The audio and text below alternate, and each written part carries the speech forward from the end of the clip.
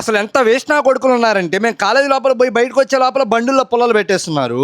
అసలు మ్యాటర్ ఏంటంటే నేను ఎప్పట్లాగానే ఇంట్రెస్ట్ లేకపోయినా కానీ నిద్రమోహం వేసుకొని కాలేజ్కి అయితే వచ్చేసా. అసలు నేను సివిల్ ఎందుకు చేరానో వీళ్ళు నాకు ఏం నేర్పించారో కానీ అర్థం కావట్లేదు. ఇంకో 2 రోజుల్లో అయితే కాలేజ్ గానీ అయిపోబోతుంది. ఈ 4 సంవత్సరాలు బీటెక్ లో మేము సగం రోజులు ఉండింది ఈ రేకుల షెడ్ లోనే. మమ్మల్ని ఆ మెకానికల్ వాళ్ళని మాత్రం ఈ రేకుల షెడ్ లో దొబ్బి ఆ సిఎస్సి వాళ్ళకి మాత్రం మంచి క్లాస్ లో కూర్చోబెట్టి వాళ్ళకి మాత్రం ప్రొజెక్టర్, ఫ్యాన్లు, డిజిటల్ స్క్రీన్ అన్ని పెట్టారు. నేనేం పాపం చేశాను, నాకే ఇన్ని కష్టాలు వచ్చాయి. మా కాలేజీలో ఆల్రెడీ మేము కూలోళ్ళని చెప్పి ఫిక్స్ అయిపోయారు. ఇంతకు మీరు ఏ బ్రాంచ్ చదువుతున్నారో కింద కామెంట్ సెక్షన్ లో కామెంట్ చేయండి. ఎవరి బ్రాంచ్ కి ఎక్కువ డామినేషన్ ఉందో చూద్దాం.